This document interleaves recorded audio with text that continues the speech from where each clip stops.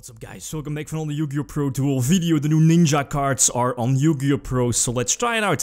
They were announced yesterday, I think. A couple of new monsters, a new Link monster including, which is quite good. I mean, just a generic Link 2 monster only needs 2 ninja monsters on your side of the field. The markers are pointing very good, you know, bottom left, bottom right. And during each of your main phases, once per turn, you can search any ninjutsu spell or trap from your deck and at least, yeah, not add it to your hand, but set it to your spell and trap card zone. So again, quite good, since that's something that the deck lacked in the past, right? They also got a new Goblinberg pretty much, although the downside of this is that as soon as you use the extra summon effect, you cannot special summon other monsters other than ninja monsters, so that's something to keep in mind. That's why the golden ninja, the upstart golden ninja, is at 3 in the deck. The card isn't, it's a dangerous card. If it gets hand trapped, you pretty much lose the duel, but if not, it opens up so many plays you can do, as you will see in a couple of moments. The field spell is fantastic. Has that built-in protection effect, well, for, you know, ninja cards in general, and once per turn as soon, and that includes during your opponent's turn. If you summon a ninja monster to your side of the field, you can get something back from your graveyard. So again, a fantastic card. The new ninjutsu trap card can reborn an opponent's monster and makes it a dinosaur on your side of the field, so it can potentially trigger its search effect. So, but again, Call of the Haunted pretty much does the same. Very generic, or at least very standard ninja list, by the way, with the Dark Simorgh in the main deck, with the regular transformation, right? They also got a new dinosaur, somewhat of a boss monster, but I'm not a huge fan of that. But yeah, that super transformation is a bit better. You know, you can interrupt any of your opponent's plays by using their monster as well, but...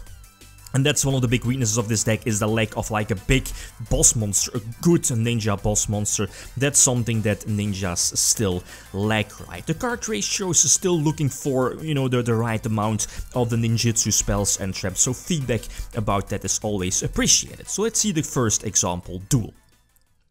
Okay, first example. So again, going first, having the upstart golden ninja is of course quite good, discarding any, you know, ninjutsu spell or trap from your hand, or, well, in this case, yeah, indeed, a trap card, right, with the golden, upstart golden ninja, but that's all fine. I mean, you have the Link monster to get something back from your graveyard, you have the notebook, the continuous spell for ninjas, which is actually quite good. Hanzo pretty much thins your deck and is of course not once per turn, so that leaves you open with possible abuse. And the Shadow Ninja, the level 8, is something I definitely like. I mean, just put it into defense position and special summon 2 ninjas from your graveyard. I mean, fantastic effect. Of course, it's a tribute monster, but you know, with that notebook, you can discard any ninja card from your hand, right? Get something back from your graveyard, and that's pretty much setting up your level 8 to be later be reborn, right? With something like Soul Charge, which should be in the deck, right? But yeah, currently I have Triple Succession, I believe the name is, and of course Monster Reborn itself, and Call of the Haunted, of course. So multiple reborn cards. Using the Boral, you know, Boreload, Boral Sword Brothers are still in the extra deck, and then you know, use Shadow Ninja's effect, put it in defense position, and get some more special summons. I still prefer going with the Dark Simorgh route. I mean, blocking your opponent from setting any cards, of course, quite good. Paired up with Anti-Spell Fragrance, well, the question is, does this deck need anti-spell? It's of course a dangerous card for your own spells, of course, but again, this deck is quite slow. It's nowhere near a super highly competitive deck, but slowing down the game thanks to anti-spell, and of course having that soft lock, well, having that lock actually with, you know, Dark Simorgh and anti-spell. That's definitely something, or at least one of those stronger plays this deck has, and it's actually not that hard. Well, the most difficult part is drawing into the anti-spell, that is, but still, the smallest 2 card combinations can lead to this particular board of the Link monster and your, you know, your monster, your level 8 Shadow Ninja here in defense with the Reborn effect, right? But that's, yeah, the biggest weakness of this deck is still hand traps by the opponent. If the opponent is able to negate something like, well, not really Hanzo, well, Hanzo is quite important, right, but negating something like your upstart golden ninja when you discard the trap card, that sets such a such a big investment, and you know, just to be negated by your opponent, right? Something like Infinite Impermanence is also something that should be in the main deck, I guess. Although I do run the Solemn Brigade here in the main deck. I think you need to. And also something that I'm thinking about is adding in a Mirror Fortress as well. Maybe the Story Mirror Force, since again this deck has a lot of difficulties of dealing with established boards.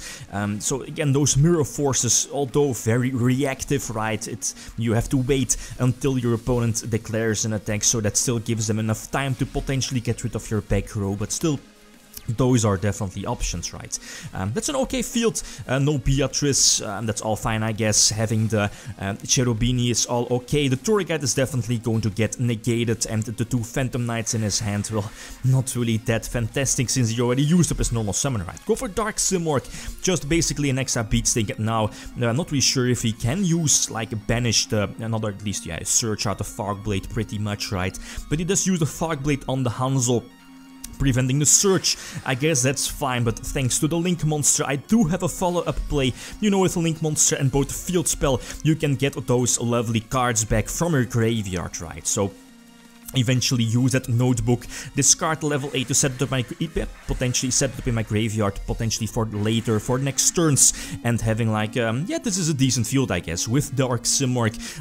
You know, now my opponent cannot set any cards, no monsters, and no spells and traps. And this, whoa, this is such a fantastic card. It's only at 1 in the deck, since you can search it out and potentially get it back from your graveyard, but I might put it to 2.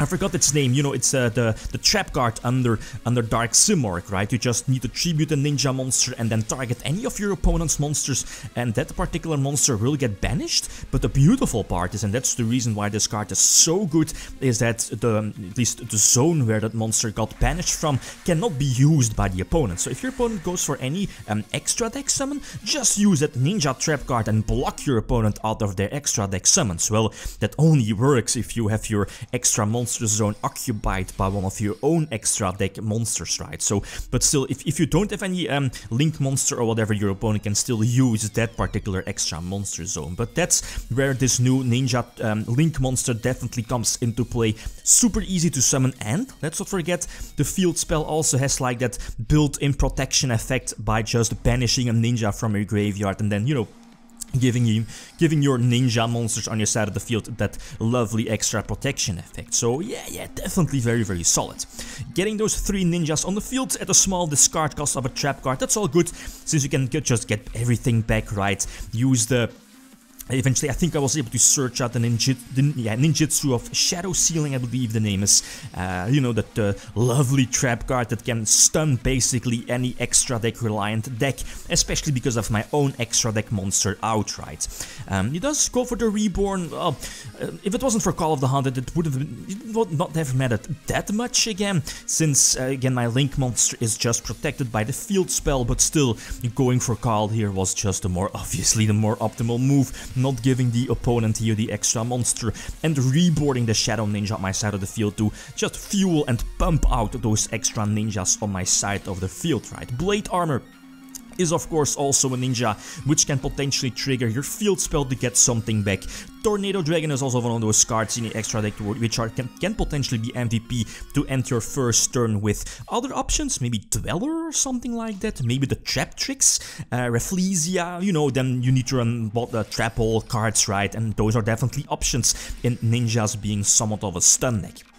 Last example again against an extra deck-based deck being in Pendulums. I like I forgot its name, it's like the Magic Planter for ninjas, you know which card I mean, like Sent. And that's the downside of this card, is that as soon as you activate it, you will indeed lose every ninjutsu phase-up spell or trap on your side of the field. So although it's searchable, that's the advantage, but the disadvantage is you lose pretty much everything from your spells and traps, and that's a bummer. So I think a one-off is just fine.